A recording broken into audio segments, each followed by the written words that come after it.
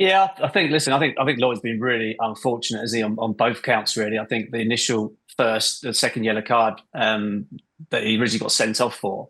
I think it's a decision that it's not. Is it reckless play? Yes, you can get caution for one or two things: either being a reckless play, which I don't think it is, or a disregard for the safety of the opponent, which again, he's jumping for the ball, he's landing, he didn't know where his opponent was. So I think he's been really, really unfortunate with the first yellow card. And then obviously it escalated into being an on-field review because the VAR decided when they looked at it, they thought it was actually a serious foul play challenge. So yeah, it was a really controversial decision, a really unusual process. And I think it was really difficult for people to try and understand what was actually going on. I think Don was commentating at the time. So I think Lloyd can feel a little bit aggrieved. When you look at if you shift it forward to the serious foul play challenge that he was eventually sent off for, the VAR would have looked at the still pictures, they would have looked at the slow motion, and when you look at the still pictures, it doesn't look at the fantastic challenge, and I think that's what's led him down the path of going to eventually to the red card. But I think when you look at the overall picture, I think Lloyd can think himself really, really unfortunate. Stevie, I know you love to mouth off at the refs back in your day, so do you agree with what Andy's saying? I absolutely think it's a horrible decision. I mean, how anybody can actually look at it. I know Andy's talking about, well, you look at the still picture. Well, you can't judge it on the still picture. You got to judge it on what happened and the whole situation. And there absolutely at no stage did Kelly have any other thought in his head other than I'm heading the ball and I'm going to land. And the fact that he landed on his opponent where he did, you can't turn around. I mean, how can a VAR turn around and say that's serious foul play? That's absolute nonsense. He has no idea. Sometimes accidents happen in football. And just because there's a challenge doesn't mean that it has to come out one way or the other if somebody gets hurt. So 100% If you look at law in terms of what UEFA have come out with today, they come out with a statement in terms of the challenge and what the rationale for why he was sent off. And I'll just read it here. He said it was an unfair contact with the opponent on the left ankle, clearly endangering the safety of the opponent. And that in itself is a red card offence. But with UEFA, they tend to operate differently to what they do on the Premier League. Premier League, with all its faults, it does tend to operate with a level of context and a level of common sense. On UEFA, it tends to be really black and white. And that's kind of how they've reached the outcome they have. But I totally agree with you. I think it's really harsh on Lloyd Kelly. And I even think. Sorry, go on. No, go. You can finish, Andy.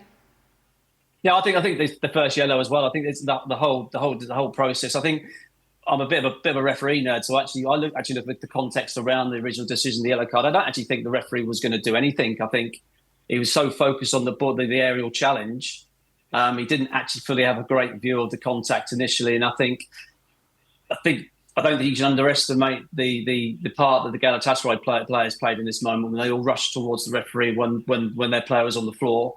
The referee clearly got some information from the assistant referee that would have given him some information in terms of where the contact was from Lloyd Kelly. And I think the referee thought, you know what, I think I might have misjudged this, and that's where he's got his yellow card from. So that was the initial part of the process. And then the next part in terms of the VAR review has gotten to the red card position, which, like I said, I just think it's harsh in terms of the overall process and outcome. All right. Well, we saw a little. Was that he shouldn't have gotten a card at all, Andy? Was that what you're saying? Well, I think he's been really unfortunate. Exactly the reasons you said, Steve. I think at the end of the day, he's jumped for the ball. He's got no idea what's Hold on a second, Andy. We've heard harsh. Yeah. We've heard unfortunate. We haven't heard is it right or wrong. Well, listen, in the rules of UEFA, it's correct, absolutely. But in terms of what I don't believe, you put that situation in the Premier League, I think you get a completely different outcome. I don't think you get a yellow card, and I certainly don't think you get a red card. So in terms of UEFA, who kind of run their game differently to what we do in the Premier League, I think they're very comfortable with a yellow card and, well, ultimately the red card. In terms of the Premier League, I don't think you see a yellow card or a red card as an outcome. Satisfied with that, Stevie? Yes, he got there in the end. He got there in the end. Well, someone else who got there in the end is our Jules Laurens, who is finally joining us for this one. Jules, your thoughts on this one? Because, of course, it came at such a crucial moment as well for Juventus. They were fighting their way back into the game, and this must have let a lot of air out of their balloon once it happened.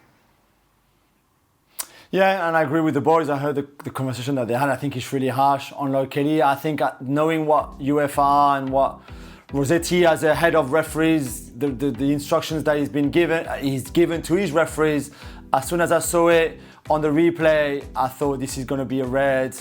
And to be fair, he changed from the yellow, the second yellow, to the red as well after seeing it on the screen, which I think is super harsh.